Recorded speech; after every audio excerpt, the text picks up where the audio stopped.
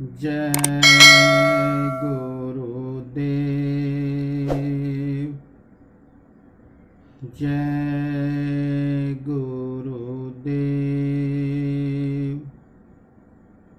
जय गुरुदेव नाम किसका? प्रभु का पावन नाम। जय गुरुदेव।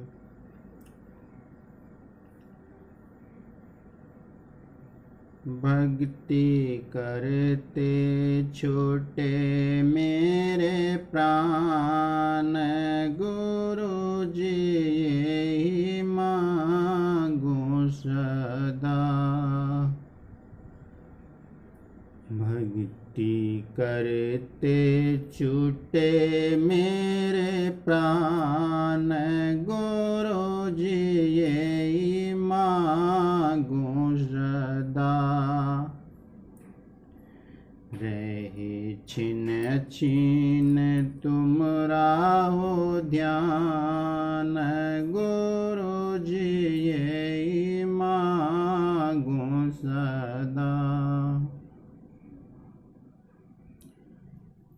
तेरी भक्ति में खुद को मिटाता चलूं, तेरी महिमा निरंतर सुनाता चलूं। गाऊं तेरा सदा गुणगान, गाऊं तेरा सदा गुणगान, गुरु जी यही मांगू सदा। भक्ति करते छूटे मेरे प्राण, भक्ति करते छूटे मेरे प्राण, गुरु जी यही मांगू सदा। तेरा मुखड़ा निरंतर निहारा करूं, तेरी मूरत को अंतर में धारा करूं। आकर देना दर्शन दान, आकर देना दर्शन दान, गुरु जी यही मांगू सदा। भक्ति करते छूटे मेरे प्राण, भक्ति करते छूटे मेरे प्राण, गुरु जी यही मांगू सदा। मेरी आशा निराशा करना नहीं, मेरे अवगुण चित्त में धरना नहीं। मेरे मेटो भरम या ज्ञान, मेरे मेटो भरम या ज्ञान, गुरु जी यही मांगू सदा। भक्ति करते छूटे मेरे प्राण, गुरु जी यही मांगू सदा। मेरे पाप और ताप मिटा देना, अपने चरणों का दास बना लेना। छूटे काम क्रोध मद मान, छूटे काम क्रोध मद मान, गुरु जी यही मांगू सदा। भक्ति करते छूटे मेरे प्राण, भक्ति करते छूटे मेरे प्राण, गुरु जी यही मांगू सदा। काल माया के झूले में झूलू नहीं, तेरे चरणों को निज दिन मैं भूलू नहीं। दाता देना यही वरदान, दाता देना यही वरदान, गुरु जी यही मांगू सदा।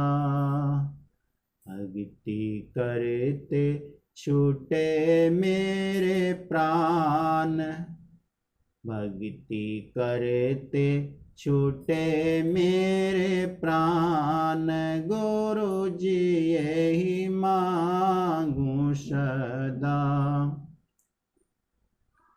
रहे छिन छिन तुम राहो ध्यान, गुरु जी यही मांगू सदा।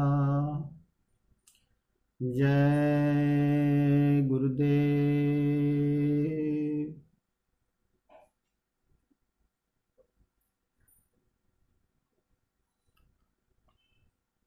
दान दान गुरुदेव, कृपा सिंधु पूरन धनी,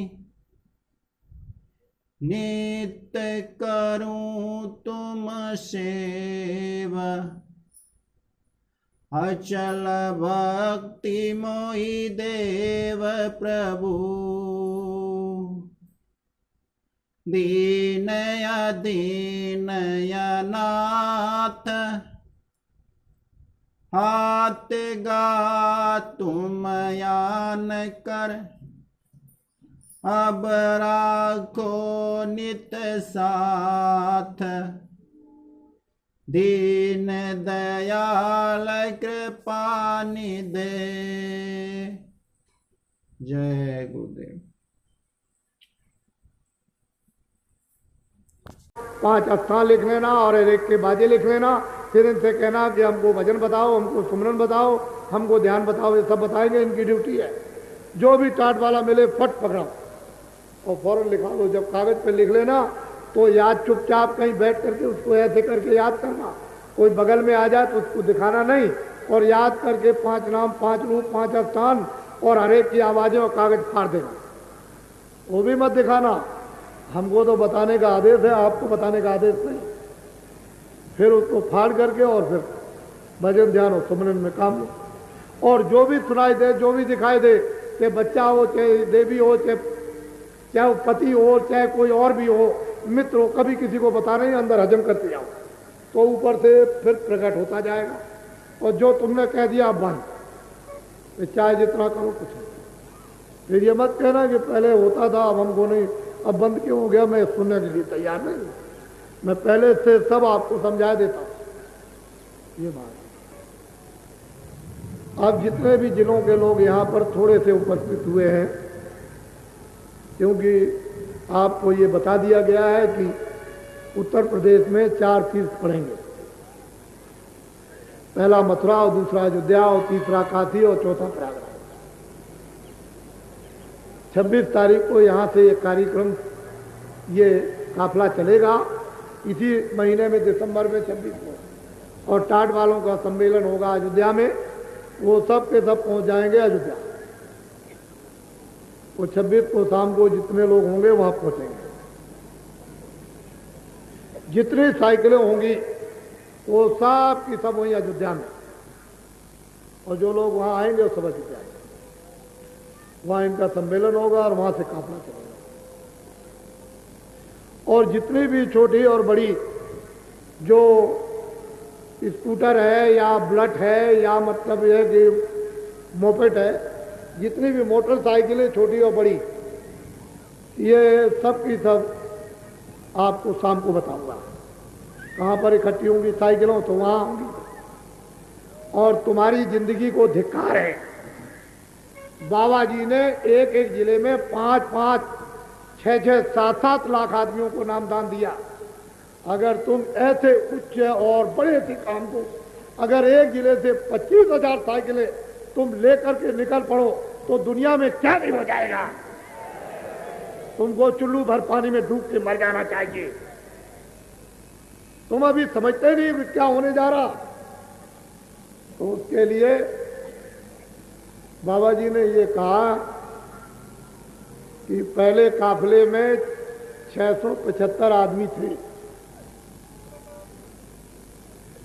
7 पुरानी साइकिलें थी और 40 से ऊपर मोटरसाइकिलें थी और कारें थी, मटाडोर जीपें थी और 7 ट्रक थे। 675 आदमी, कभी 650, कभी 675। ये मेरे साथ में 90 दिन तक लोग चलते रहे। और अब की साल इस जो काफिला निकलेगा टाट वालों का, इसमें तो 20,000 साइकिलें होंगी।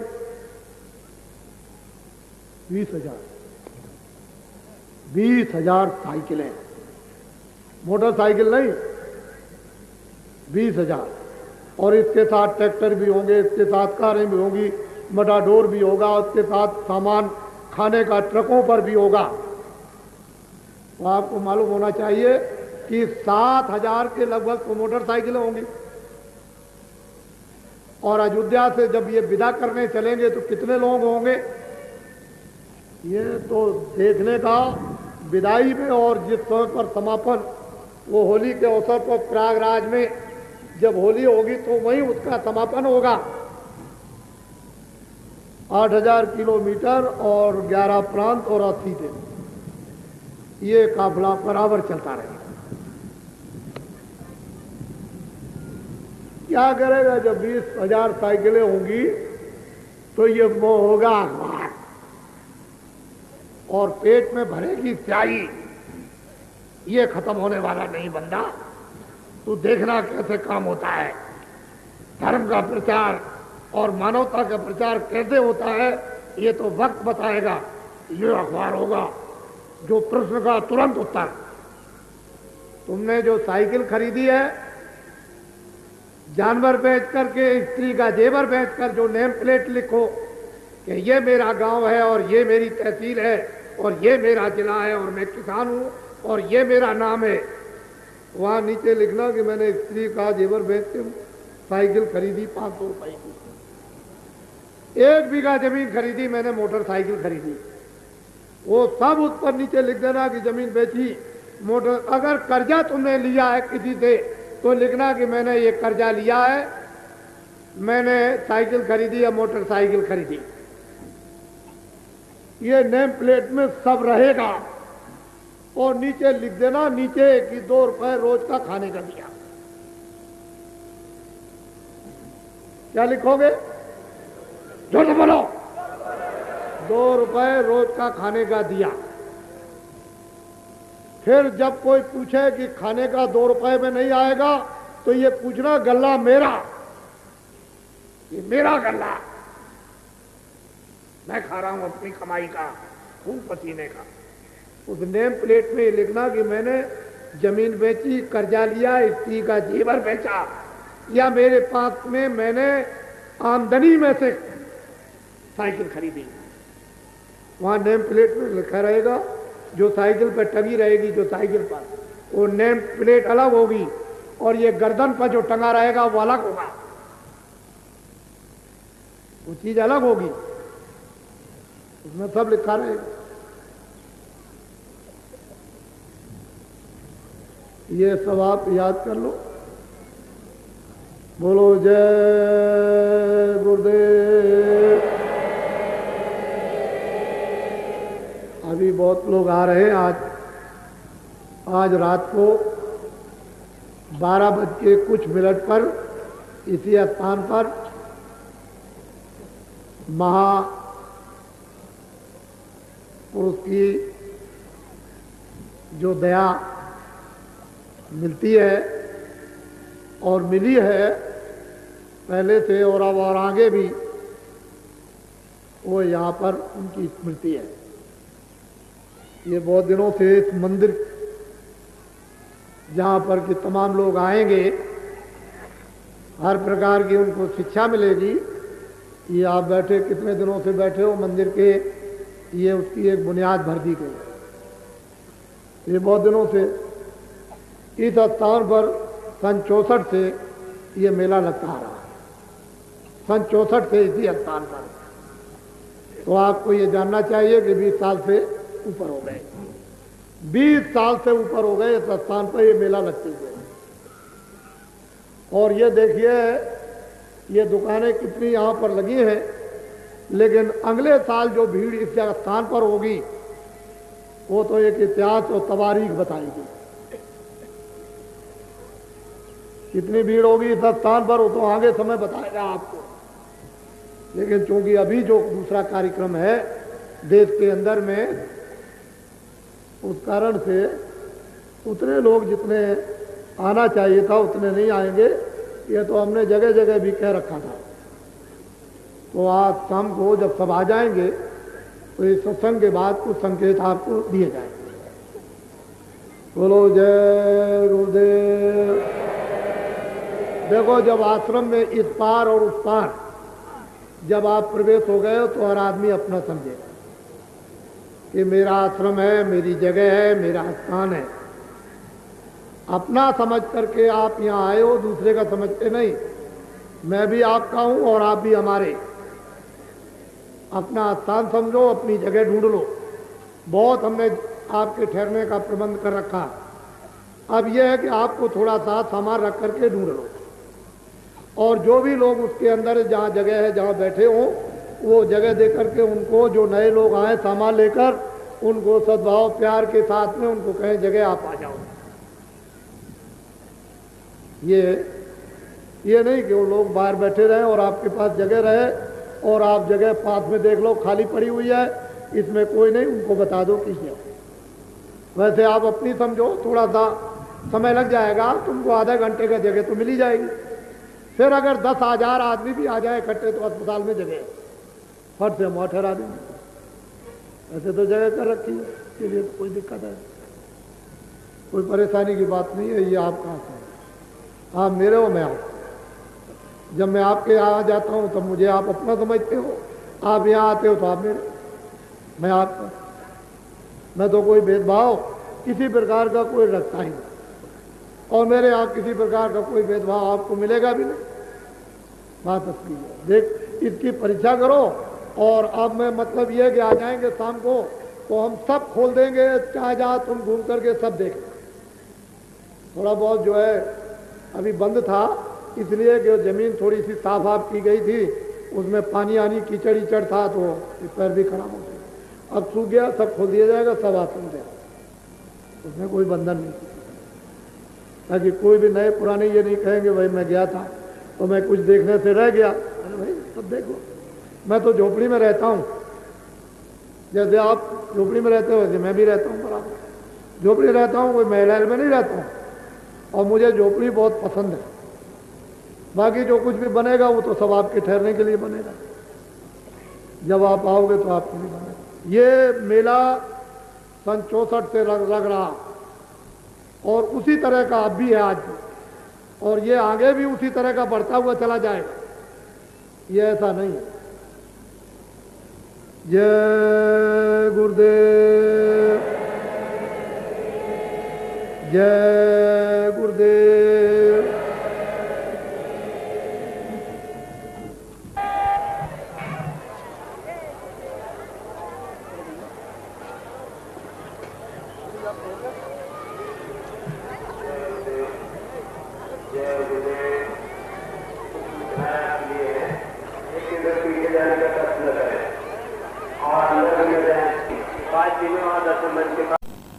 अरे मतलब जैसे वर्षा होती है ऐसे झड़ियाँ लगने लगती हैं तरह तरह की, और फिर धुने आवाज़ें, धुने बाजे अनंत तो सुनाई दे रहे। 1-2 बाजे, 1,00,000, 2,000, 4 लाख, 10 लाख नहीं, अनंत तो बाजे, और तरह भात भात के बजते और भात भात के गाने होते हैं। उधर गाना भी हो रहा है। गाने का मतलब देववाणी हो रही, उसको देववाणी से फिर मतलब यह है कि उसको आकाश में और ईश्वरवाणी ब्रह्मवाणी उसके अतिरिक्त है, वो अलग है।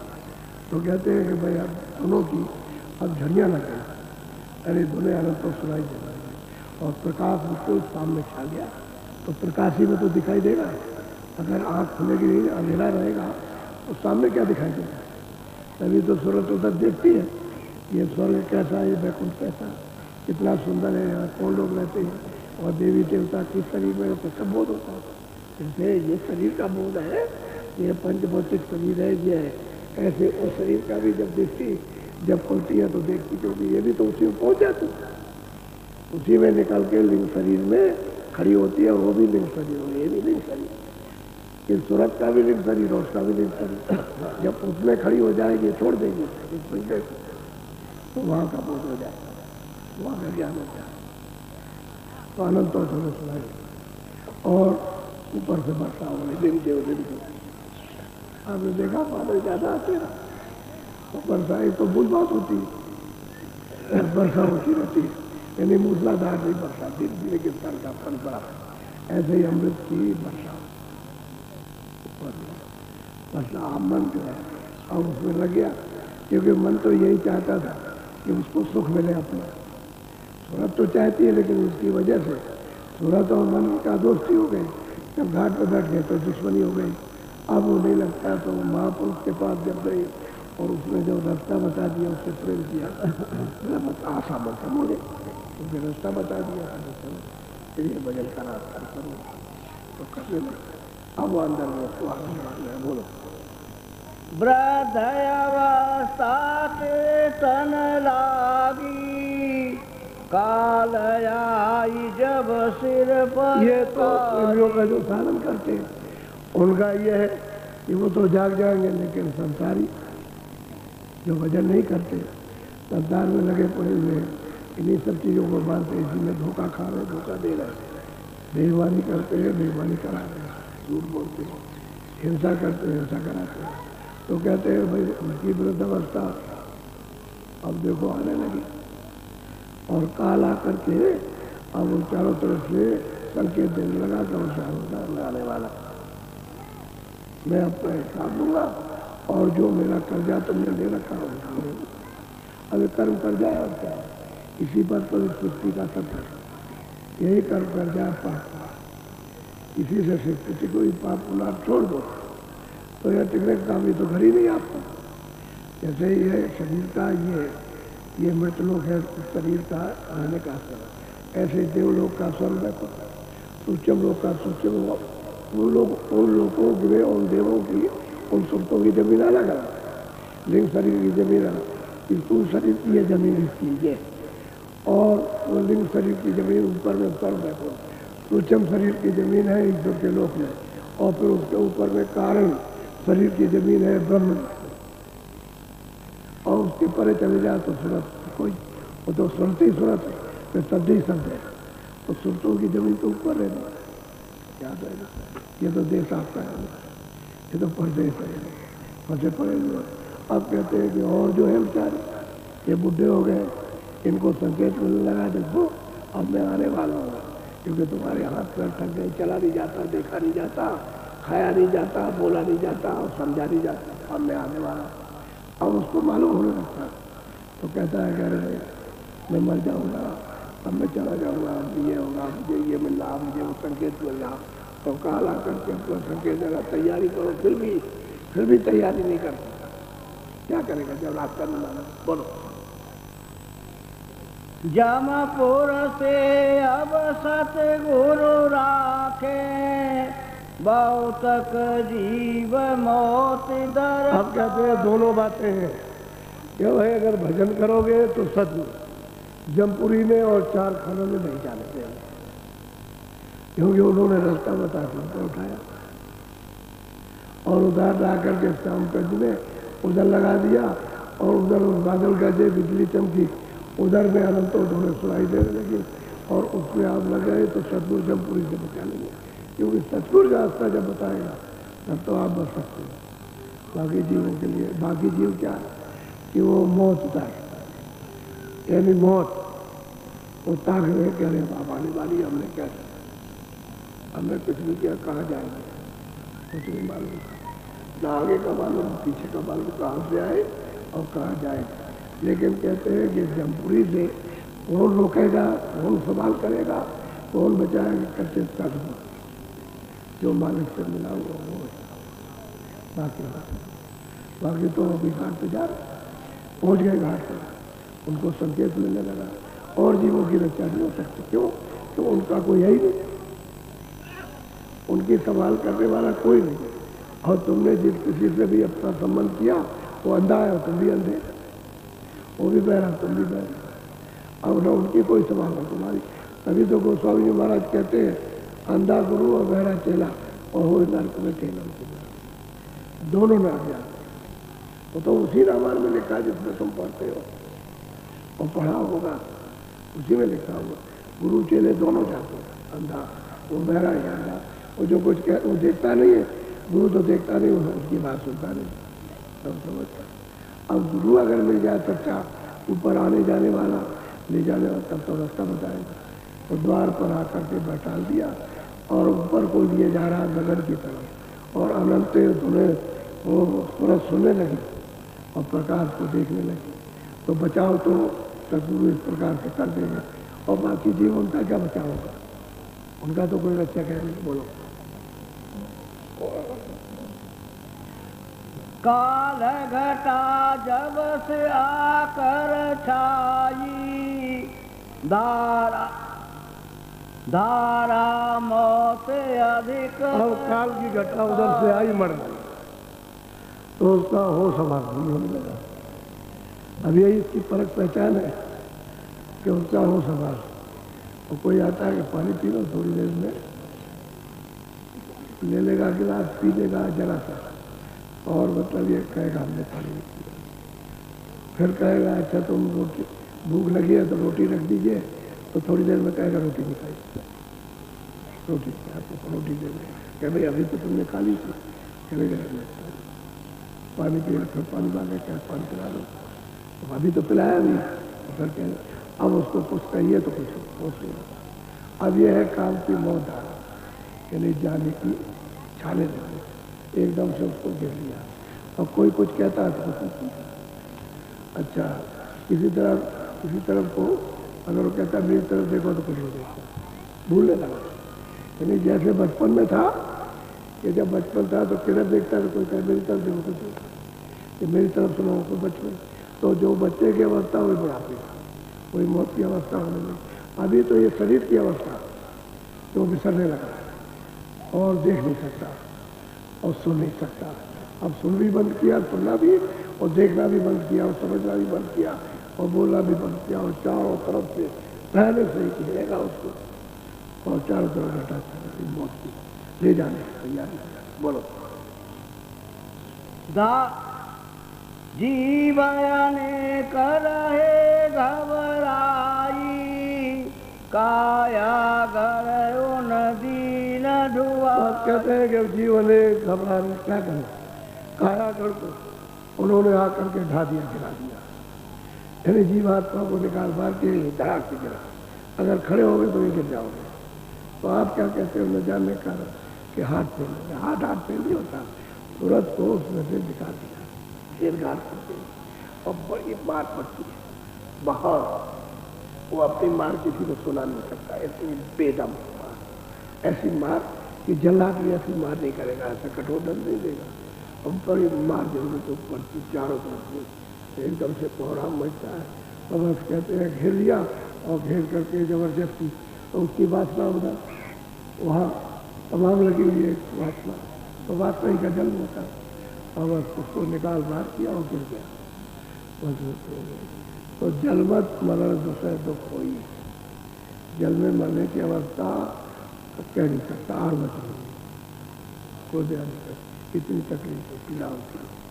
और उसका और जीवन एक बेचारे अब क्या कर सकते, क्यों कि जब ये मनुष्य शरीर अनमोल आपको मिला था तब तो आपने फिक्र नहीं की, अब ऐसे वक्त में क्या हो सकता।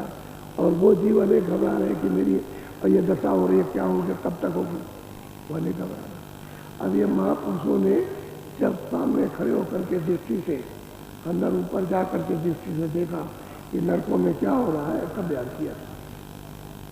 ऐसे बयान नहीं करते, तो देखते ऊपर में नरक कहा। तुमने तो नरक देखे नहीं कि नरकों में क्या हो रहा, हमारे माँ बाप के साथ, हमारे इनके साथ, दादों के साथ, वो तो कुछ नहीं मालूम। हमारे साथ क्या होगा, हम कहाँ जाएंगे, ये पता नहीं आपको। इसलिए वो देखते हैं तो बताते हैं। तो उन्होंने तो काया घर को डाल दिया। अब वो ले चले निकाल करके, तो वहाँ धर्मराज बैठा हुआ सब हिसाब करता है। तो फौरन उसको ऐसे नक्शा निकाला और दिखा दिया उसको, और नक्शे में क्या क्या होता, और तुरंत मतलब देखा हुआ, देख क्या लगती, और सब लोग खड़े रहते हैं, और बस उनको पकड़ा दिया, जल्दी तो ले जाओ, सजा सुना दी, हुक्म दे दिया, जाओ ले जाओ। तो वो देख क्या लगती, इधर गए, उधर सुनाया, पकड़ाया और ले चले उनको। तो वहाँ अनेकों चीज बता रहे, काट दिया, फोटो पर लगी हुई बकरा काट, और हमने भी देखा, और लोग भी आए, उन्होंने भी देखा, पता नहीं कहाँ से कुछ किया, बकरा काट। तो कहने का मतलब है कि उसकी श्रद्धा तो क्षणिक है, लेकिन उसको जो कर रहा है उसका बोझ है, उसका ज्ञान नहीं कि भैया क्या क्या करना होगा, मेरी क्या दशा होगी। वो तो महात्मा समझ के उसने ऊपर में लगा ली, इसलिए लगाई है कि हमारी बिक्री ज़्यादा, हमसे मुनाफा ज़्यादा हो गया, व्यापार के लिए लगाई है, ये बात और नहीं कुछ। तो कहने का ये है कि लोगों को वही काम करते रहते, उनको क्या नहीं, ये काम जो है कितना नीच और कितना खराब, कितना पापी, कितना अत्याचार, वो करते रहते लोग। अब ये है कि सावन के महीने में क्या होगा, उसको जरा सुनिए।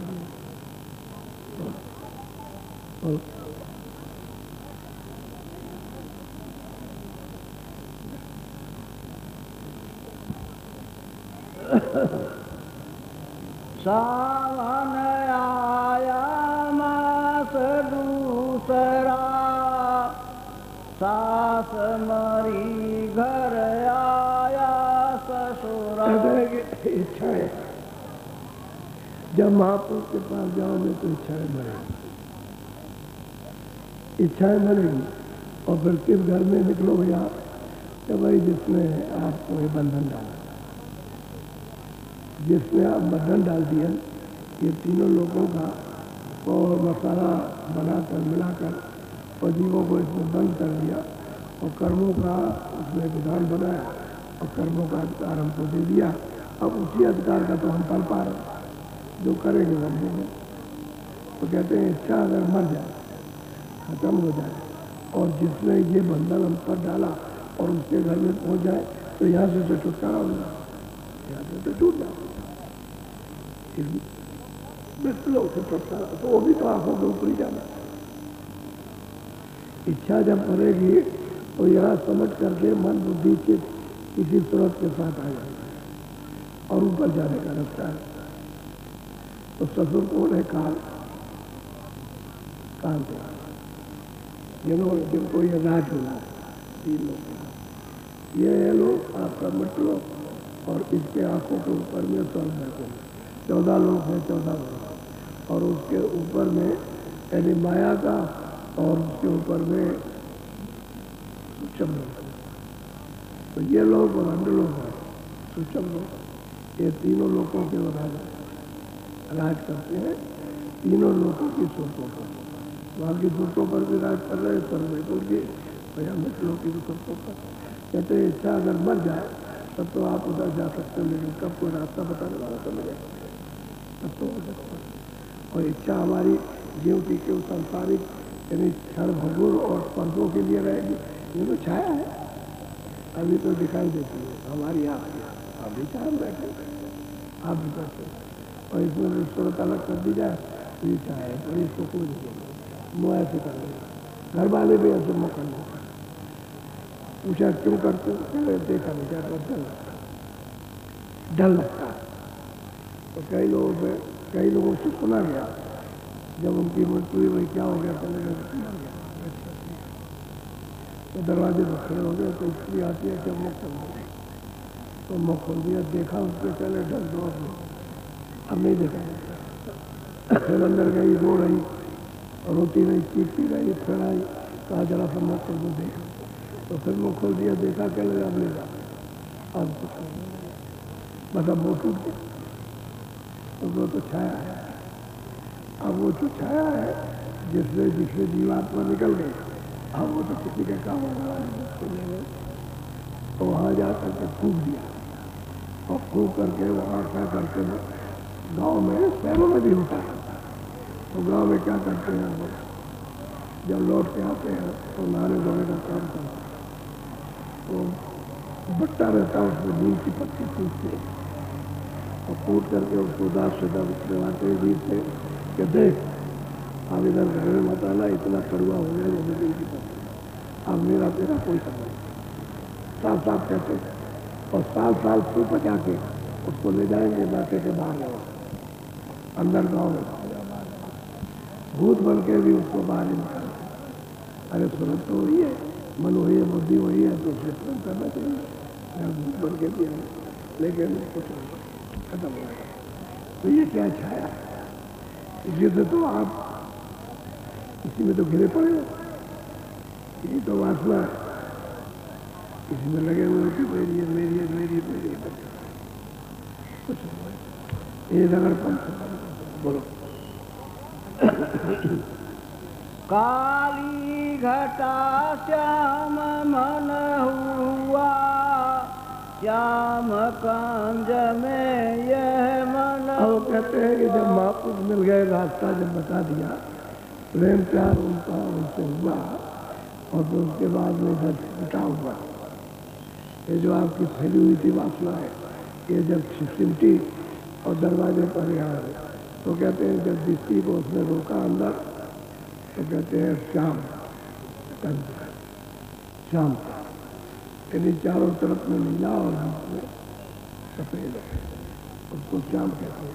लेकिन शुरू शुरू में चारों तरफ से सफेद है, बीच में नीला नीला, और बीच में जब सफेद आ जाएगा और चारों तरफ से नीला हो जाएगा, और श्याम कहते हैं उसमें मन हमारा रुक गया, टिक गया, ठहर गया, उसी में रोकना, क्योंकि वो दरवाजा है ऊपर जाने का, ऊपर जाने का दरवाजा है। अब कहते हैं कि इच्छाएं इधर नहीं सिमटेगी और मन इधर बुद्धि चित्त नहीं रुकेंगे, चिंताओं नहीं होगा, तो अंदर कौन जाएगा। अब कहते हैं कि भाई गुरु की ऐसी कृपा दया हो गई, उन्होंने रास्ता बता दिया और उसको करने लगे। क्यों कि हमको वादा पूरा बताया, याद कराया कि देखो तुमने जन्म के वक्त में वादा किया था कि भजन करेगा, तो उसको याद हो गया। अब किसी किसी को याद हो जाता है कि हम अपना वचन पूरा करें, हम जिसमें आए वहाँ पुरुषों के बच्चे सब कर देते, और ये तो किसी को याद नहीं सुनाए कौन। जब किसी को मालूम तब सुना, तो श्याम कंज में मान मेरा मुआ, उसमें जाकर के ले हुआ, उसमें मिल गया, उसमें रख हुआ। बोलो गरजे बादल चमके बिजली, मन सा मोरी आशा। वो कहते हैं कि बादल गरजते हैं बहुत मधुर, तुम्हारी रामायण में भी लिखा है जिसको नहीं कहते कि मधुर मधुर गरजाई गरजेगा, हो विष्ट जनों पर कटोरा, दामिन दमक नहीं घनमाई। कहते उस आकाश में बादल गरजते और बिजली चमकती है, और ये प्रकाश तो बाहर का बादल का, ये बाहर बिजली, लेकिन प्रमाण देते कि मतलब ये बादल करते, ये बादल नहीं करते, वो अंदर की उस स्थानीय गर्जन, जो स्थान पर पैदल कमल में 3 लोग के मालिक बैठे हुए की गर्जन हो रही है। कहते उस गर्जन के साथ ये बिजली चमकती है और प्रकाश छाता जाता है, यानी प्रकाश रुकता जाता है, और बिजली ऐसे चमकी बंद हो गया तो नहीं ऐसे करेगा। कब तक करेगा? जब तक गंदगी नहीं आती। जो ये गंदगी वाली पड़ी निकली तो प्रकाश छाता जाएगा, रुकता जाएगा, ठहरता जाएगा प्रकाश, और आवाज़ बढ़ती जाएगी, बादल बहुत जोर के जाते, तमाम गर्जन होगी। जब सफाई होने लगेगी दुनिया आने लगेगी, दुनिया आने लगेगी, तरह तरह के बातें बजेंगे, और इतना सुंदर, इतना अच्छा, इतना मोहित लगेगा कि हमने ऐसा कहीं न देख सुना और न कहीं ऐसा रख पाया। ऐसे रसीले बाजे थे। ये बाजे कुछ नहीं, वो तो बहुत रस भरे बाजे, वो सुनाई देने लगते तो बादल चले भी, आशा भी मुड़ गई, मन भी मुड़ गया। किसको उसको सुन करके मन तो वही आवाज़ सुनना चाहता, उसी आवाज़ को पकड़ के उतारा गया। सूरत भी उसी आवाज़ को पकड़ के उतारी गई। मन बुद्धि चित्त अहंकार उसी आवाज़ को पकड़ के सूरत के साथ और दोनों आंखों के पीछे यहाँ ऊपर बैठा दिए गए। ये बैठेगा, ये इसको तीसरा आ गया चक्र, इसको छठा चक्र कहते हैं। यहाँ स्वयं और इधर ये कंठ है, इधर में आपके ये हृदय, इधर नाभि और नीचे इंद्रियों को दरवाजा, 5 नीचे रह गए और 5 ऊपर। यह है छठवा। इसके ऊपर सैदल कमल, फिर उसके ऊपर में त्रिपुटी, फिर उसके ऊपर में 10वां द्वार, प्रहलाद, भंवर गुफा, सरस्वती, 5 ऊपर 5 नीचे। ये अंधकार के और ऊपर तो कहते हैं कि आशा मनसा, यानी जितनी कामना थी मन से गल विकल करता था, मुड़ गया और आशाएं हट गई, संसार की तरफ से कुछ नहीं। और कहते हैं कि मेरा मन उस शाम को मन हुआ, मोहित हो गया, लग गया। अब उसका पकड़ना लगा और उसको रस लगा, क्योंकि रस मिलेगा तभी ठीक ठहरेगा और रस नहीं मिलेगा तो फिर चढ़ेगा। रसों में भाग भाग करके जाएगा। बोलो। सोरत ने रत की झड़िया लागी, दो नयनांत शब्दन से। अब यह है कि सूरत और निरत, सूरत कहते हैं आँख, यानी जिसने आँख और जब सामने देखे तो उसकी निरत हो जाती है, एक गोलाकार हो जाता है। आपने टार्च लेकर टार्च को आप जलाइए तो आगे गोलाकार हो जाएगा, और जहाँ तक उसका पर्दा रहेगा तो गोलाकार, और जब आप ऊपर कर दीजिए तो इतना दूर आकार है कि उसका गोलाकार नहीं बनता। तो सूरत और निरत है, सूरत की आँख आके निरत, उसी को देख करके वो चलती है। कहते हैं कि वो झड़िया लगी। अरे मतलब जैसे वर्षा होती है ऐसे कोई जान नहीं सकता है कि क्या है। जो जानेगा वही पहचानेगा, वही समझेगा, और बाकी लोग उसको नहीं समझ सकते। इतना प्रकाश है। अब यही सुनते उठ करके वहाँ पहुँच जाए तो इनमें भी वही प्रकाश हो जाता है। अब वहाँ से उतर के आइए, वहाँ उतरती चली आई, प्रकाश कम होता है। सुरतों का प्रकाश कम हो गया क्योंकि धार छूट गई। शब्द की जब धार छूट गई तो प्रकाश कम हो गया। नीचे आ गई तो वह धार से अलग हो गई, तो इनका प्रकाश छोटा सा थोड़ा सा रह गया। वो भी पर्दों में मिल गया तो चीड़ हो गई। अब ये निवल हो गए। अब अगर ये धुलाई हो जाए तो इनको ताकत मिल जाएगी, साफ हो जाएंगे तो शब्द को जल्दी से ये पकड़ेंगे तो शब्द के धार के साथ फौरन ताकत आएगी, शक्ति आएगी और रुक नहीं सकती। तभी हम मन पर छा जाते हैं।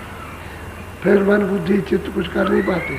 जब इसका अधिकार हो जाएगा तो मन बुद्धि चित्त इसके बस में रहेंगे, और जब ये कमज़ोर है तो मन और बुद्धि और चित्त इसको घसीटे फिरते। तो वहाँ जब गई तो स्नान किया, दर्शन तो दूर से हुआ, चांदनी चौक का दर्शन तो पहले हुआ, और जैसे ही प्रवेश हुई तो नाके पर फौरन मानसरोवर आ गया। तब फिर बोलो। एकट कसुरति लगी वही द्वारे, हंस जूठ बहु लगे पिया। एक टक होकर के दृष्टि देखते हो दरवाजे पर, तो जूत के जूत, झुंड के झुंड, बेशुमार। तुम वहाँ अगर लाखों वर्षों तक, करोड़ों वर्षों तक उनको गिनते रहो तो नहीं गिन सकते। इतने जूत, इतने झुंड है। जूत कहते हैं झुंड के झुंड। तो एक टक होकर के उनके उस रूप को निहारती है, देखती है कि उनमें कला छटा, उनमें कौशलता किस तरह की रचना करने की समझ। तो अचंभित रहती है। क्योंकि वो तो बहुत दिनों के बाद जा रही, उधर से आई है जब से, तब से तो उधर गई नहीं। तो गुरु ने ऐसी कृपा और दया की कि घाट पर बैठा करके और धीरे धीरे उसको निकाल के ले गए। सब जगह से लिए जा रहे हैं। अब उसको काल का क्या डर है? जब अपना रूप धारण कर लिया तो काल की हद से परे निकल गए। अब ये भव सागर का पुल पार हो गया, अब इस पे नहीं आ सकते। जन्म मरण में इसमें नहीं आएंगे। बोलो। सतगुरु पूरे लीलाधारी, आरती कर मन विवसा भाव। कहते भाई वो सदगुरु है वहाँ पूरे, तो वो कहते हैं कि पूरे रूप उनका दर्शता दिखाई देता है। तो गुरुपिया पद है, ये गुरुपद है त्रिकुटी में, वहाँ पिया पद 10वें द्वार में, और सदगुरु पद है सत्य सच्चा जो वास्तविक उनका विस्तार का जो रूप है वो तो सतलोक में देखने को मिलता है, लेकिन यह है कि उनका जो रूप है छोटा सा, जिसके द्वारा देख करके आगे चलेगी वो पिया पति है, और रूप आती है देखती है। अब बल लेकर अब इस स्थान पर रचना में सूरत आगे चले पीछे, तो गुरु महाराज अगर न चले आने जाने वाले तो ये जा नहीं सकते, यही रुकी रहेगी, आगे नहीं जाए। कितना मतलब ये महा आनंद स्थान है, उसी में फंस जाएंगे, नहीं जा सकते। वो जब मिल जाते हैं कि उसका उनसे प्रेम किया या, तो जब प्रेमी मिल जाएगा तो आगे चले जाएंगे। हमारे साथी तो ये है जो हमको यहाँ तक ले आए, चलो आगे चले जाए। अच्छा, उनका रूप और तेज है, उनका प्रकाश और रूप और मतलब ये और भी तेज, तो फिर सूरत उसी को देखने लगती है। ये रूप उसके सामने वहाँ का फीका हो जाता, तो आगे चल देती, तब छोड़ती है। जब तक रूप का दर्शन गुरु का नहीं करेगी तो आगे उसको छोड़ नहीं सकती। अब वो कहते हैं कि हमने उसको देखा, उसको भी देखा 10वें द्वार में पार्वती को, उसका भी दर्शन किया, उसकी आवाज़ को सुना, वहाँ मानसरोवर में स्नान किया, जूथों में मिल गई, वहाँ के अद्भुत रूपों को देखा और खुद उस रूप की हो गई। ऐसी चढ़ाई होती है, तो धीरे धीरे धीरे धीरे धीरे धीरे उसको चढ़ती। अब इसमें लोग बैठे हैं और भी सत्संगी है, तो सबकी साधना एक थोड़ी हो जाती है। कुछ चल रहे हैं, कुछ आगे बढ़ रहे हैं, कुछ और बढ़ रहे हैं, कुछ ऐसे बढ़ रहे हैं, सबका अलग अलग। तो कहोगे एक ही साथ बैठ गए ऐसे चले जाएंगे, ऐसे नहीं, अलग अलग। कुछ कोई देख रहा, कोई चीज़ सुन रहा, कोई बढ़ रहा, समझ गए। और फिर यह है किसी को कहोगे दरवाजे पर बैठ करके तुम भजन करो, ध्यान करो, तो कोई नीचे उतरा, नीचे भाग गया, क्या हमसे नहीं बैठा जाए, तो सब तरह के लोग हैं। लेकिन धीरे धीरे लगे रहोगे, लगे रहोगे, लगे रहोगे, और बात वचन पकड़ते रहोगे, और उसका ध्यान और उस अमल जब करते रहोगे तो दरवाजे पर बैठ जाओ, तो दरवाजे पर कोई काम नहीं लगता। इस तरह से सुनते जाती है, तो इनको बैठा लिया। अब वो चिल्ला रही कि गुरु की क्या कृपा हुई, वो दया हो गई कि उन्हीं की दया से सब देखने को मिल रहा। और जब ये पहुंच जाएगी आगे, ये महाकाल पद में पहुंचेगी, वहाँ फिर सतलोक में पहुंचेगी, सब वर्णन करेगी। क्या मैंने ये देखा, ये देखा, किसने दिखाया, गुरु को दिखाया, गुरु की। कोई आदमी पूछे भाई आपको किसने रास्ता बताया, तो हम तो सीधा ही कहेंगे, कोई हमको किसी मूर्त में थोड़ी, और गुरु मनुष्य शरीर में मिले, उन्होंने बताया रास्ता।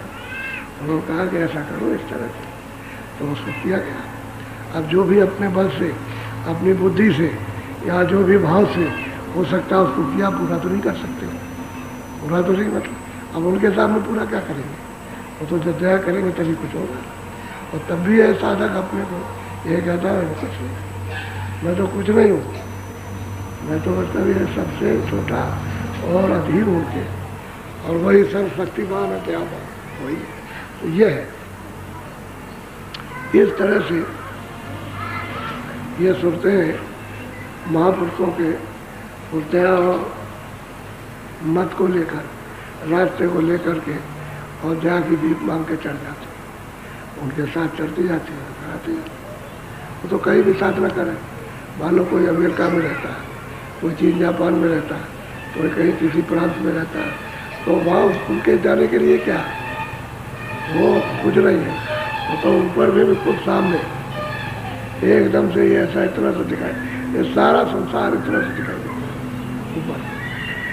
वहाँ कहाँ जाना है, ये तो तुम्हारी ये बुद्धि है, और ये आगे वहाँ जाना है, उनको वहाँ कहाँ से जाना, वो तो वहीं से सब देखते हैं। तो दया तो मिलेगी, कौन कर रहा, कौन नहीं करता, कौन मतलब है चढ़ रहा, किसको क्या मिल रहा, तभी तो दया होती है।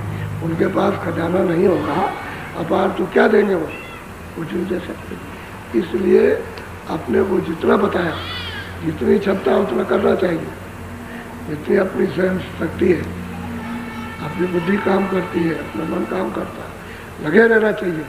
लगे लगे लगे लगे तो मतलब ये ठीक से आ जाओगे और फिर करने लगो। ऐसे सब में किया, सब तभी तो पुकारते हैं, तभी चिल्लाते हैं कि दया करो, मैर करो, हम पापी हैं, हम अधम हैं, हम इंद्रियों के विकारों में फंसे हैं, आपकी कृपा हो जाएगी। तो दोनों तरफ चिल्लाते हैं कि जो फंसे रहे वो जब निकले तो भी चिल्लाए, ये भी चिल्लाया, ये भी कहा कि मैं इस तरह से फंस रहा, मुझको गुरु ने निकाला, तो गुरु ने पहुँचाया। तो भाई घाट है, घट का अंतर घाट है, दोनों आंखों के ऊपर में सुरत्मा बैठी, इसी घाट से चलना है, यहीं से डोरी को पकड़ना, वो सत्य की डोरी है। यहीं बैठना सीख जाओ तो मतलब यहीं से आँख खुलेगी, यहीं से कान खुलेगी, यहीं से ना खुलेगी तो वो तो ऊपर सुनने को मिलेगा। वहाँ तो सुगंधी है, भरपूर सुगंधी है उधर, यहाँ तो सुगंधी कुछ भी नहीं है। तो नाक रहेगी तभी तो सूखेगी, आँख रहेगी तो देखेगी, कान रहेगा तो सुनेगी, ये तीनों चीज़ें उसी में है, बाकी और कुछ नहीं, बाकी खोल है, बाकी जितना भी है सब खोल है। और खोल स्वच्छ उतर जाएगा तो वहाँ स्वच्छ साफ हो जाती है, शब्द रूप हो जाती है, तब उसकी महिमा तब जानने को मिलती है। जब पिया पद को प्राप्त करती है तब समझती है कितनी बड़ी महिमा। यह अकथ कहानी कोई कह नहीं सकता।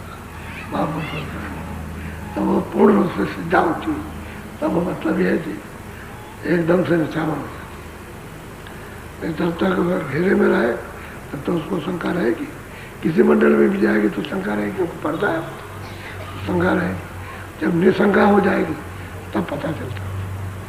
ऐसी कमाई करते चलो, सत्संग सुनते चलो, लगते चलो, हमारे बैठते चलो, करते चलो, अपना इश्क, जो इश्क है उसको बढ़ाते चलो।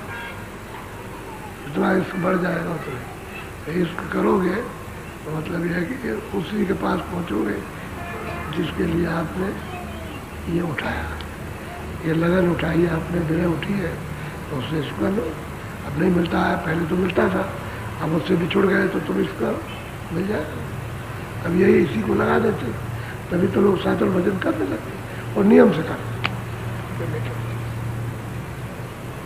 तो यहीं से चलने की तैयारी करो, बाकी सब और अंधकार बखेड़ा है और सब बखेड़ा बस करो।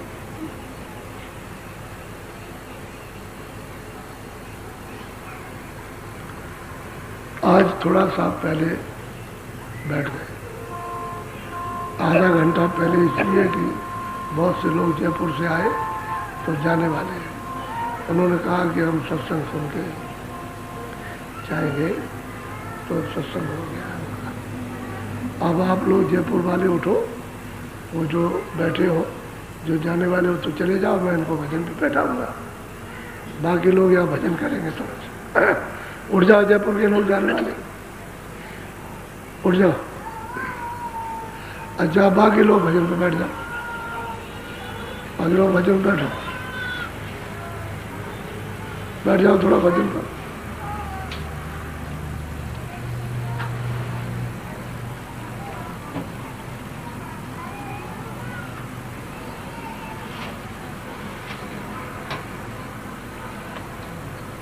धीरे से निकल जाओ। अब वो कहते हैं कि घंटा और शंख, ये जो धुन हो रही थी इन सब धुनों के साथ उसको छाट लिया और उसको पकड़ के चढ़ी। तो घंटे की आवाज में खींचने की, जैसे चुंबक में कशिश होती है कि लोहे को मतलब खींचता है, ऐसे उस सूरत को वो शब्द खींचता है। जब सफाई हो जाए तो खींच के अपने मिलाता है, ऊपर ले लेता है, खींच लेता है। कहते हैं कि घंटे की आवाज़, और जब सुन करके और जब सैदल कमल में पहुंची तो शंख की आवाज़ आ रही है। तो ज्योति का दर्शन हुआ तो 3 लोक के मालिक हैं, मुसलमान इन्हीं को खुदा कहते हैं, अपने हिंदू इनको ईश्वर कहते हैं, और ईसाइयों की किताब में यही घाट है। वैसे घाट का दर्शन इनमें से कोई कर नहीं सकता, अब वो तो बहुत दूर रह गया, दूर हो गया, अब नहीं होगा, वो उस रास्ता छूट गया। रास्ते पर जब जाओगे तब तो होगा, तो महात्मा मिलेंगे उनके पास जाना पड़ेगा, और महात्मा मिलेंगे तभी काम होगा, उसके पहले हो नहीं सकता। तो घंटे और शंख इन दोनों की आवाज़ को पकड़ के जब दर्शन हुआ 3 लोक के मालिक का, और सूरत ऊपर चली गई, ऊपर खिंचाव हो गया उसका। बोलो। दृष्टि समारत मन हुलसाना, गगन मंडल धुन गरज पिता। कहते हैं कि भाई दृष्टि को बहुत एकाग्र किया, एक जगह दृष्टि टिक गई, यानी ऐसे नहीं हिलती है दृष्टि पर, और ऐसे सामने टिक गई, एकाग्र हो गई। क्या दृष्टि को संभाला, एक जगह दृष्टि को टिका दिया और ऊपर की तरफ में चढ़ी, तो दोनों काम करती है, प्रकाश भी देखती है, रचना भी देखती है, और ऊपर से जो गरज पड़ रही, ऊपर से जो स्थान से गरज आ रही, वो मंडल गरज रहा, बड़ा घोरम घोर गर्जन हो रही है। यदि ऐसी गर्जन यहाँ तो कुछ है नहीं, बहुत गर्जन हो रही वहाँ से। तो कहते हैं उसको सुना, तो उस गर्जन को सुनकर के मन बहुत प्रसन्न होता है, बहुत खुश होता है। जब वो आवाज़ आती है तो आवाज़ तो उनकी सैदल कमल में आने लगती है, गर्जन की आवाज़, और इसका स्थान सैदल कमल में, वही इसका भंडार है। और भंडार के लय होने के पहले ये गर्जन को सुनता है, और जब उसमें पहुंच गया भंडार में, बहुत खुश होता है उस आवाज़ को सुनकर के, अति प्रसन्न। और जब सूरत ऊपर से लौटेगी तो उसी भंडार से फिर इसमें मिल जाएगा कि वो इसी में से अभी नहीं रुकेगा, जाएगा आएगा। जैसे सूरत ऊपर जाएगी, नीचे आएंगे, ऐसे ही मन इसी तरह से अपने भंडार से बुद्धि, इसी तरह से चित्त, इसी तरह से अहंकार, सब उसमें जाएंगे और अपने में आ जाएंगे लौट कर। जब सूरत लौटेगी तो फौरन इसके साथ में लग जाएंगे। तो कहते हैं मन बहुत प्रसन्न हुआ, उस आवाज़ को सुनकर झटका हो गया। कैसी आवाज़ हमको सुनने को पहले, क्योंकि सारा मंडल गरजता है, पूरा का पूरा ब्रह्मांड ही पूरा गरज रहा। बोलो। देखी रूप सूरज पर काता, मिटाया अंधेरा जल। कहते भाई उनका हमने रूप देखा, तो रूप कैसा है? क्या सूरज रूप है, यानी सूरज का रूप कैसे होता है? लाल। जब सुबह सुबह देखो आप, तो आप देखोगे कि लाल, ये तो कुछ लाल नहीं, इसकी लाली तो सूरज की बदल जाएगी, लेकिन वो लाल ही रहता। कहते हैं कि मैंने जब देखा उस प्रकाश को, लाल सूर्य के प्रकाश को और लाल सूरज को, तो अंधेरा खत्म हो गया। अब ये अंधेरा इधर 3 लोग का नहीं है, ये सूरज 3 लोग से ऊपर हो गई, क्योंकि 3 लोग का सूचम लोग और स्वर्ग वैकुंठ और मृत लोग, ये 3 लोगों में आता है। तो सैदल कमल कहते यहाँ के 3 लोगों के मालिक, सैदल कमल में निरंजन भगवान और ऊपर में ब्रह्म बैठे हुए। तो कहते हैं कि मैंने उसको देखा अपनी आँख से, उस रूप को। तो कहते हैं लाल है, लाल। तो कहते हैं अंधेरा चला गया, अब अंधेरा नहीं, और पूरा मंडल कर रहा है, पूरा का पूरा। इतनी मधुर, इतनी मीठी, इतनी आनंद है, ऐसे चुभने वाली, चिपकने वाली आवाज़, इतना प्रफुल्लित करने वाली उसकी आवाज़ है, इतना जोर से गरजता है। और उसी में से मृदंग बज रहा, मृदंग हर वक्त बजता है। ऐसा मृदंग सुहावना किया, तो ऐसा मृदंग कोई बजाना जानता नहीं, बजाना है नहीं, न ऐसे बादल गरजते। अब वो सूरत देख रही है कि मैंने गुरु का अगर रूप मैंने देखा, तो यही चर कमलों में ये देख लेती है कि शीशा जो दर्पण है उसमें, उसी को आत्मदर्शन कहते हैं।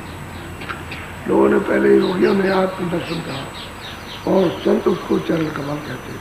तो दर्पण है, उसमें देखते हैं ऐसे, तो नीचे का सब दिखाई देता है नीचे का, उस शीशे में, और अपना वास्तविक चेहरा सूरत का है, वो उसी दर्पण में दिखाई देता है। तब पता चलता है कि गुरु का किस प्रकार का आगम होता है। तो कहते हैं, अरे भाई मैंने दरवाजे पे देखा, आँख खुली, प्रकाश हुआ, उजाला, दृष्टि खुली, तो मैंने उसको देखा। अब चल रही है आगे, अब चलेगी आगे की तरफ, तो बढ़ रही है। तो जब त्रिकुटी में निकट में पहुंची तो घर जाऊँगा।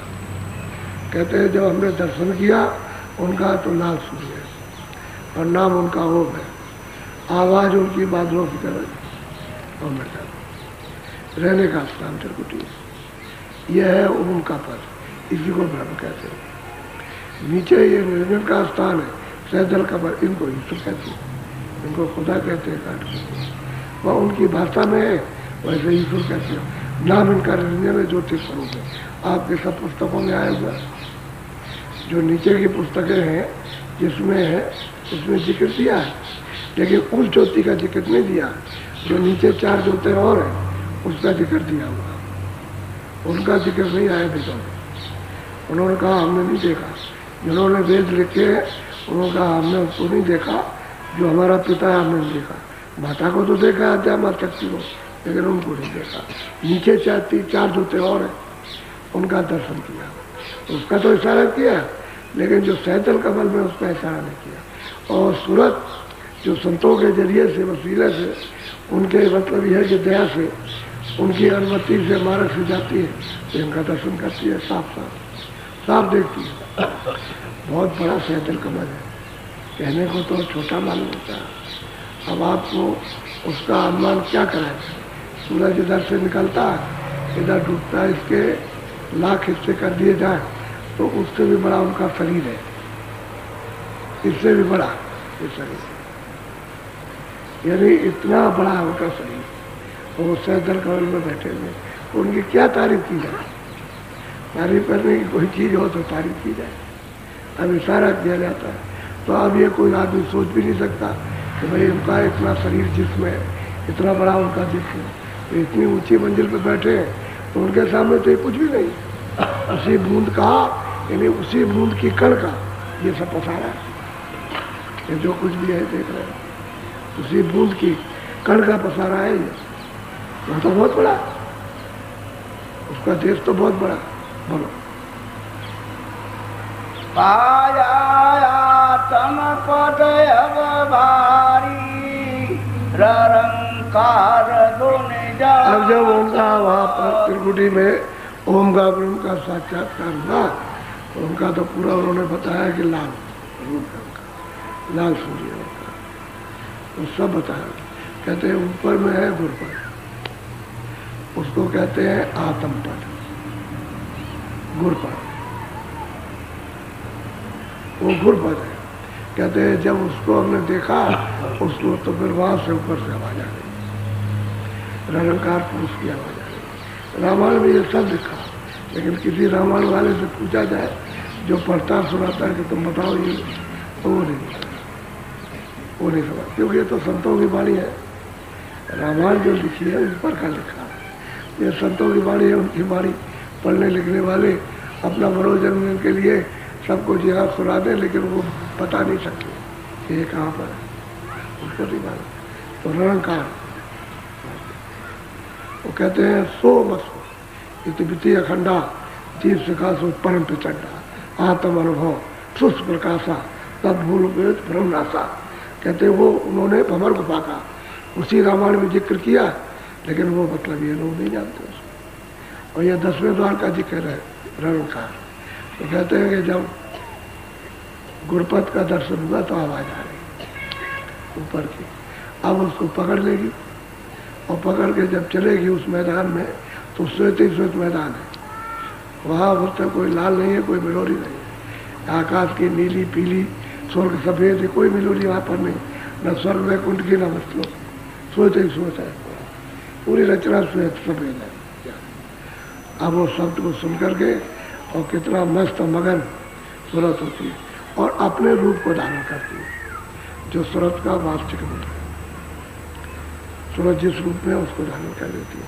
यहीं से उसका अवतार हुआ नीचे, क्योंकि नीचे ब्रह्म है, ऊपर में पार ब्रह्म, तो सूरज का यहीं से अवतार हो गया नीचे।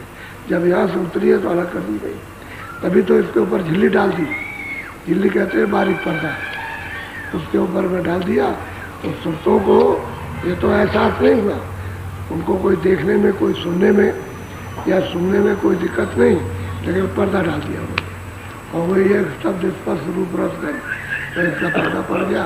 अब इसका वो अनुभव करने लगे और शब्द रूप छूट गया उसका, जो शब्द था उसका, जो शब्द रूप थी वो तो सूरत का छूट गया। अब इस जानकारी में आई शब्द स्पष्ट रूप रस, इसका बोध, इसका ध्यान नीचे आए तो कपड़ा डाल दिया। तो हम कहते हैं कि भाई ऊपर में गुरपद पाने पर, आत्म पद पाने पर उधर से रंग काट उड़ा रही। बोलो। चंद्र चांदनी चौक निहारा। चलो चलो।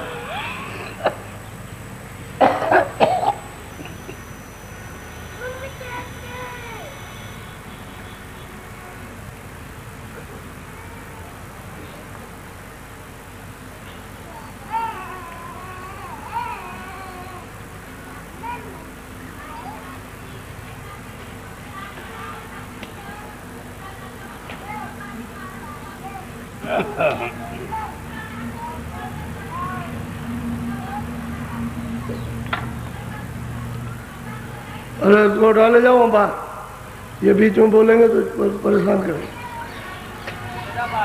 जाओ इनको उठाओ, बाहर ले आओ, बैठे थे। जय गुरुदेव।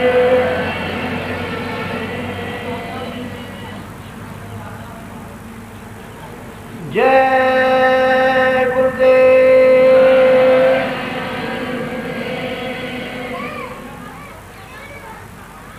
जय गुरुदेव। नाम किसका? जय गुरुदेव। नाम किसका?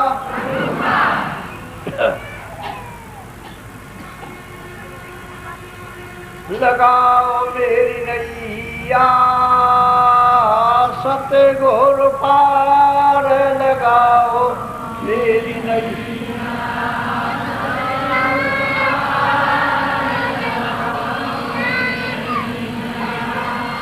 सतगुर पार, लगाओ मेरी नैया।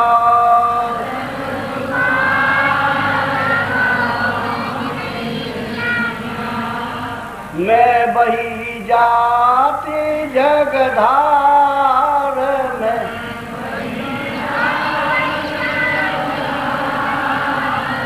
लगाओ मेरी नैया सतगुर पार, लगा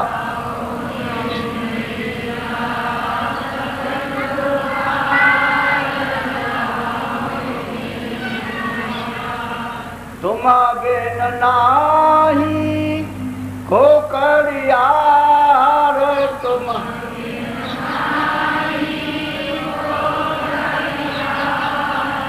लगा दो डूबी खेप किनार, लगा दो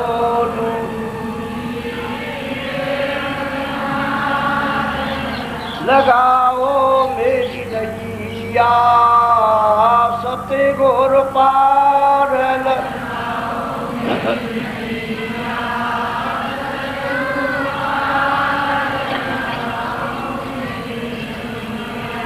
सहेली मत तू मन में हार, सहेली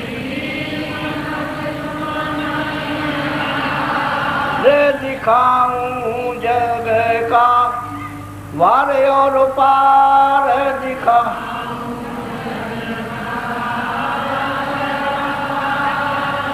लगाओ मेरी नैया सतगुर पार,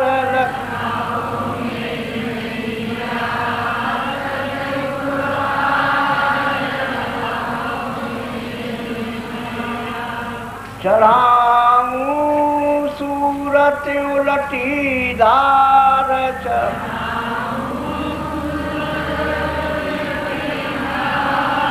शब्द संग खेली उतारूं पार,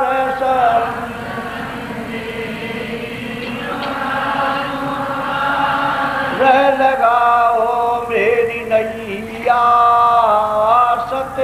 घोर पार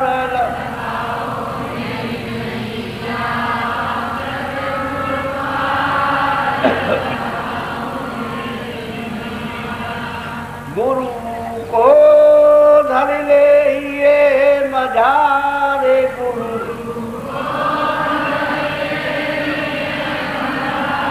हरे नाम धुन घट में सुने झनकार नाम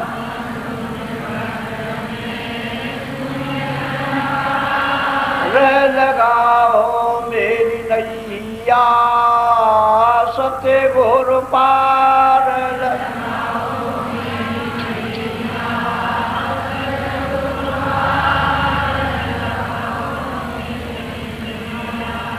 तरंगे उठती बारंबार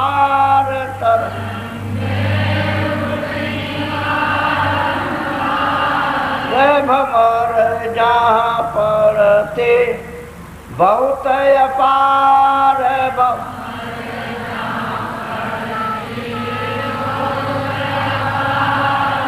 लगाओ मेरी नैया सत्य घोर पार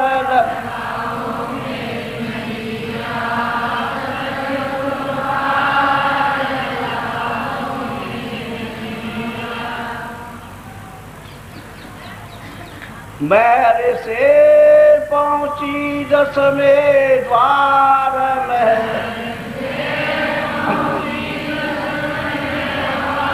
हरे सत्य घोर दीना बार उतारे सत्य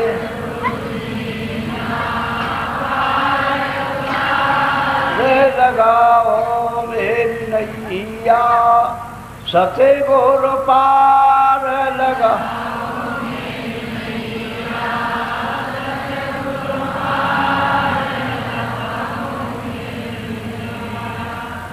जय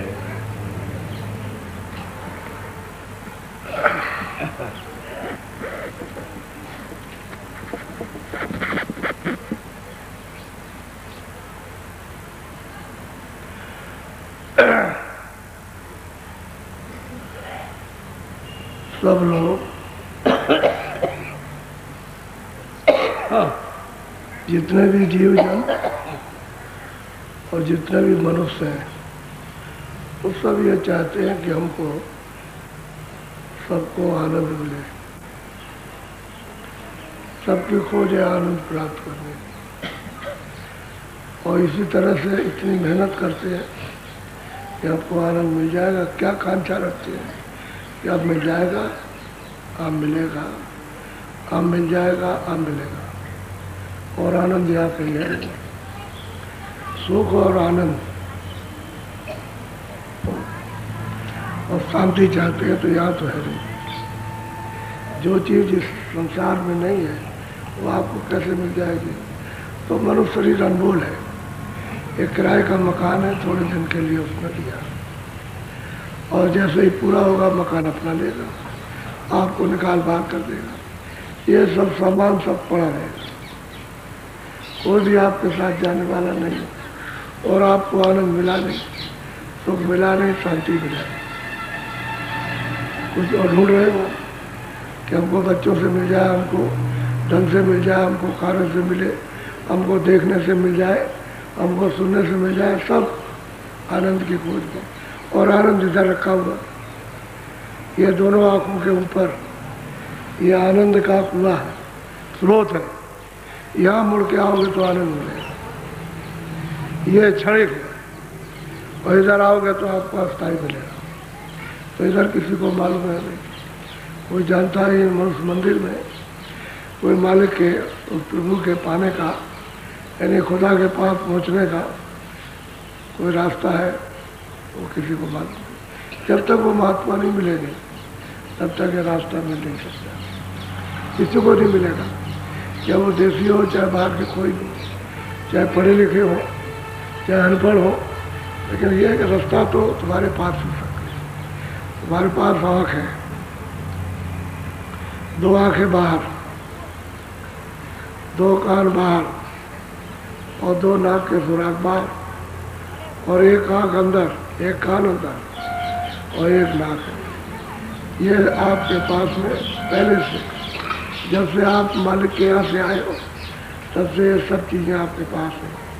लेकिन यहाँ आकर के पर्दे में आ गए तो आपकी आँख बंद हो गई, कान बंद हो गए, नाक बंद हो गई और आप यहाँ ढूंढते हो कि हमको यहाँ अच्छी चीज़ देखने को, अच्छी चीज़ सुनने को, अच्छी चीज़ सुनने को मिल जाए।